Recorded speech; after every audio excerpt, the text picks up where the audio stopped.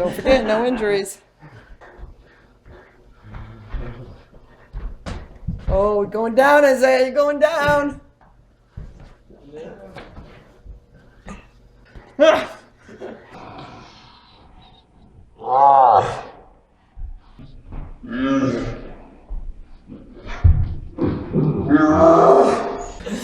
It's illegal.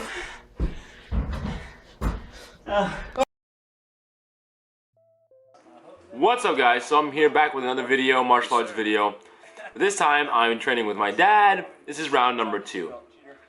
We start off in this position. We like to start, we like to start in vulnerable positions. So it really helps me work on your training. If you do really good, if I do really well in my school and I'm not going against people who are constantly like just putting me to work, then I don't get an opportunity to really work out of these positions with somebody who's better, or if I just get caught in a bad position, I can't really get out. So I'm able to sneak my hips out here and get into a little, well, he mounts me, but then I Gracie Combatives 101, body hook the body down, and then I want to overhook that leg and Superman over. I did a pretty good job. So when it comes to jiu-jitsu and some of the ground game and the sweeps and little intricate stuff, I have some more technique than my father does there. But in terms of energy and like staying connected to your partner and stuff like that, he's got that on packed. I talk about it later in the video, but he's only got like 10 pounds on me, but it feels like 100. His like sensitivity with his hands, his quickness, and his awareness is just ridiculous. So I need all that extra skill and extra technique that I got to just keep myself within the match and within the game. Right now he has my arm with his left arm. He's a righty. He has my right arm pinned. I literally can't move it. Typically I can like slide it out or yank it out, just like get my arm free, but I literally, and he's not even holding all his might. I finally wiggle it out, but we're keeping this real playful, you know. We're throwing kind of strikes back and forth, but we're keeping it playful. We're trying to work on our technique as we do this, not go crazy on any submissions, because you can obviously get injured. I step back here, I go for an ankle lock. I get it pretty nice. He has his shoes on, so that he sneaks his foot out here, but I stay connected. I switch to a heel hook, and I go to close it. He has these shoes on that literally have like the best ankle support of all time. I literally cannot make it budge. Look, I was using it as hard as I can, and his foot and his heel is not moving. The whole point of the technique is to get his heel to twist, to put pressure on his knee. And I told him, I said, hey, come and mount me, you know, come into this next position. And at that moment, he thought it'd be a good idea to sneak back for an ankle lock. So he tried to finish it, but I'll keep in top position. When someone tries to get your lock on you, most people try to go for the locked arm, but it's better to go for the opposite arm typically, because you can't finish the submission with just one arm. It's very, very difficult. So I control that arm, I get my posture, I'm working out here, and then now there's heel support, but there's very little ankle support in that. So I said, let me go for an ankle lock real quick, nice little toe hold. I know he has pretty weak ankles, so I like to finish submissions with like, I roll with it with very little, you know, energy. I don't want to like crank on it. He doesn't even know that defense, but he just naturally did it right there, just kicked the foot out. I sit back for a knee bar. This literally blows my mind. I'm trying with all my might, I have a perfect position to straighten his leg out, and he's literally just keeping his leg bent with no effort, like no effort whatsoever. I could not move his leg, I could not straighten out at all. And I usually get that knee bar on people, and I was really deep in terms of like the position, and it literally made no difference. And this is what I was talking about.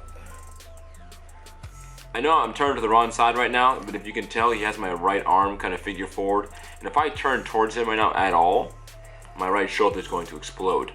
So I cannot afford to turn really towards him.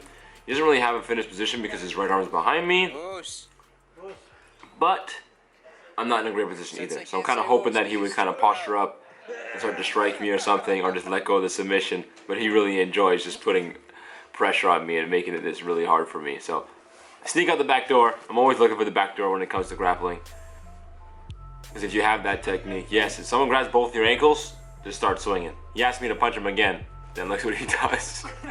That's why I talk about that quickness in terms of striking and being very reactive and stuff like that.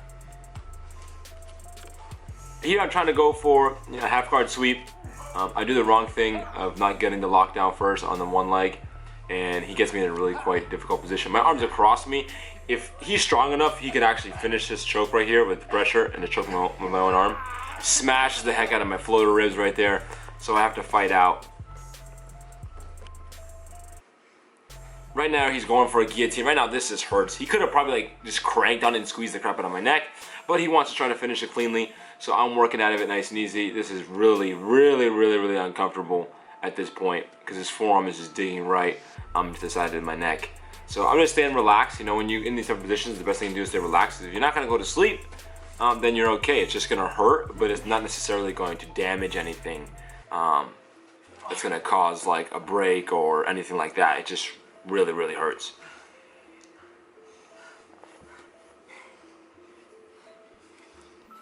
I'm trying to lock down his head at this point, so I can make it. I want him to posture up. He keeps his body really connected to me, so I'm trying to put some pressure on the back of his neck. Hopefully he'll react the opposite. Give me some rabbit punches. Hopefully he'll do that. I don't know why I went for this sweep. I tried to like headlock him, and I felt kind of his energy passing.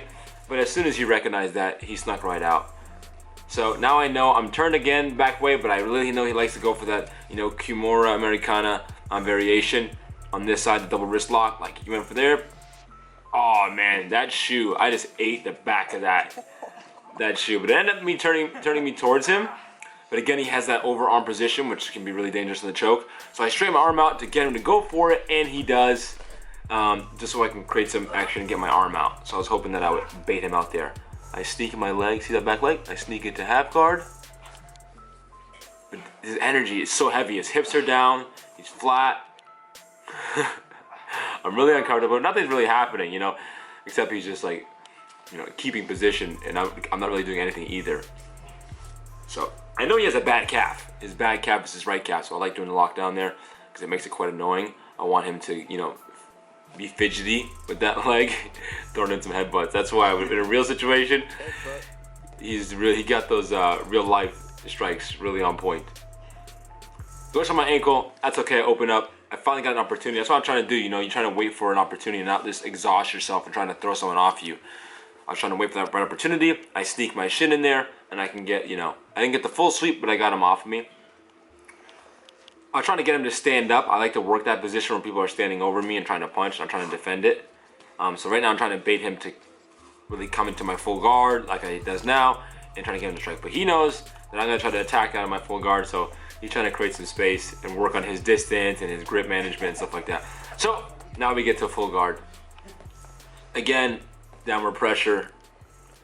I like to go for arm bars here, triangles, but he's just, you know, if you've done grappling and jiu-jitsu before, you get those guys who are just naturally strong and they're quick. So you got really good strength, you got really good quickness. I think kept going on down those gloves. Those gloves are not nice. I keep trying to sneak in. Oh yeah, he fixes his belt here.